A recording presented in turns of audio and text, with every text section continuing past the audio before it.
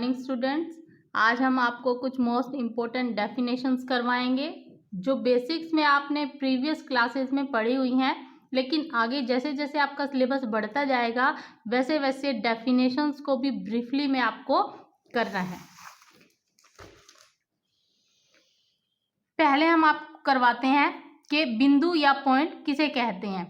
बिंदु केवल एक स्थान का ज्ञान होता है जिसमें कोई लंबाई, चौड़ाई तथा मोटाई नहीं होती। यह केवल चिन्ह मात्र होता है, केवल चिन्ह मात्र। ये आपको दिखाई दे रहा होगा। नेक्स्ट है हमारा लाइनें। लाइनें यानी रेखाएं कितने प्रकार की होती हैं। ज़्यादातर हमारे सब्जेक्ट के अंदर लाइनें 9 प्रकार की होती हैं। पहली होती है सरल रेखा यानी स्ट्रेट लाइन। किन्हीं दो बिंदुओं को मिलाने वाली छोटी से छोटी रेखा को हम सरल रेखा कहते हैं। जैसे कि एक बिंदु ये है और एक ये, इन दोनों को आपस में जैसे ही हम मिलाते हैं ये लाइन आपकी कहलाएगी सरल रेखा। ठीक है। नेक्स्ट हमारी आती है वक्र रेखा, जिसको हम कर्व लाइन भी कहते हैं। जो रेखाएं किसी भी स्थान पर सीधी न हो उन्हें कहते हैं वक्र रेखाएं। तो अब हम देखते हैं कि वक्र रेखाएं कैसी होती हैं।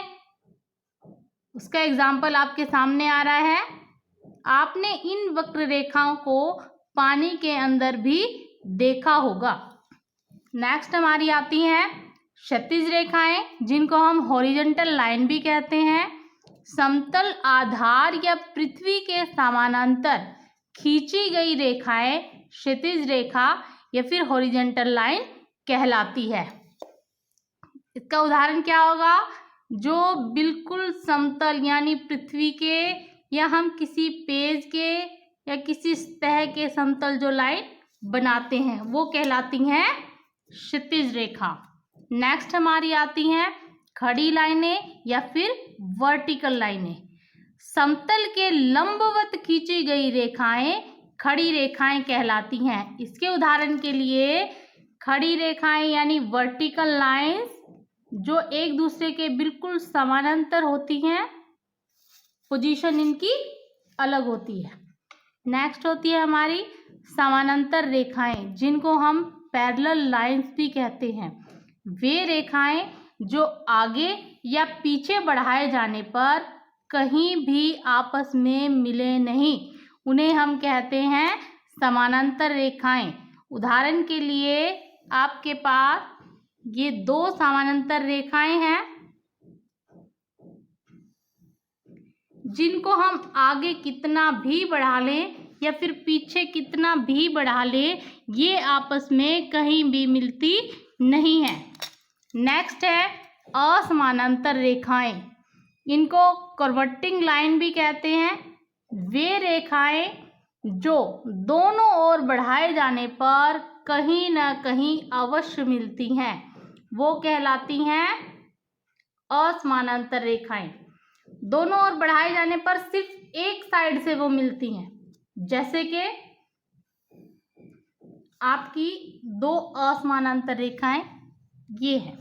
अगर हम इनको डॉटेड आगे बढ़ाएंगे तो डॉटेड में जब हम आगे बढ़ाते हैं तो ये किसी न किसी एक बिंदु पर जाकर मिलती जरूर है। इनको क्या कहते हैं असमानांतर रेखाएं।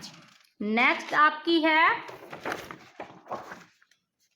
बिंदुमय रेखाएं, जिनको हम डॉटेड लाइंस भी कहते हैं।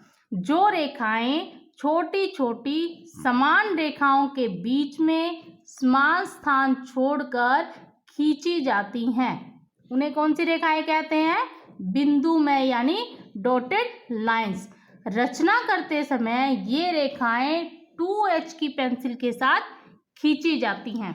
उदाहरण के लिए आपको बताते हैं कि हमने कोई भी रचना करनी है, कोई भी एंगल या स्केल का उपयोग करना है, तो हम जो लाइनें बनाते जा रहे हैं उनके अंदर समान अंतर छोड़ के उन्हें कहते हैं डॉटेड लाइन।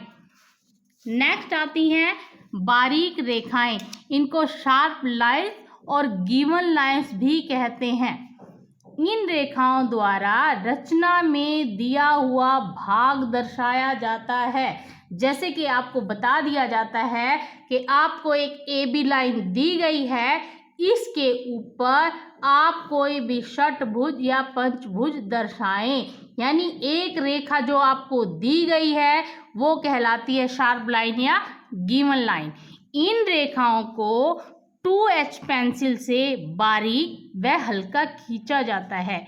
आप अपने पेंसिल को शार्प बनाएंगे और उनको खींचेंगे। ये जो लाइन होती है इनको आप कहते हैं बारीक रेखाएं। नेक्स्ट और लास्ट आपकी है अभिष्ट रेखाएं, यानी रिक्वायर्ड लाइंस, जिनकी हमें ज़रूरत होती है। जैसे आपको अभी एग्जांपल दिया था कि एक 5 सेंटीमीटर की लाइन आपको दी गई है, उसके ऊपर आपको षटभुज की रचना करनी है, यानी एक लाइन आपको दी गई है वो कहलाती है आपकी गिवन लाइंस। और जो रिक्वायर्ड लाइंस है वो हमारी रिक्वायर्ड है, वो अभिष्ट लाइन हो गई। रचना के अंत में अभिष्ट आकृति को गाढ़ी रेखाओं द्वारा दर्शाया जाता है। HB पेंसिल से खींची गई रेखाओं को दी हुई रेखा की अपेक्षा कुछ मोटी प्रदर्शित करते हैं। जैसे गिवन लाइन जो होती है वो हमारी हल्की होती है और जो अभिष्ट रेखा होती है वो इससे मोटी होती है। ये हो गई आपकी अभिष्ट रेखाएं। अभी जब हम इतना अभिष्ट रेखाओं के बारे में और बिंदु के बारे में पढ़ रहे हैं तो प्रीवियस क्लासेस में आपको कुछ क्वेश्चंस करवाए थे, उन क्वेश्चंस को अभी आप होमवर्क के थ्रू करके दिखाएंगे। पहला क्वेश्चन है कि वस्तु चित्रण किसे कहते हैं। जो ड्राइंग में आपका बेसिक फर्स्ट चैप्टर है उसके अंदर इसका ही वर्णन किया गया है। वस्तु चित्रण कितने प्रकार का होता है, इसके नाम लिखो, जो मैंने अभी आपको पीछे करवाए थे।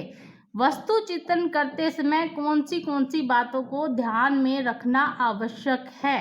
नेक्स्ट क्वेश्चन है किसी वस्तु का चित्रण करते समय चित्र और नेत्रों में लगभग कितनी दूरी होनी चाहिए।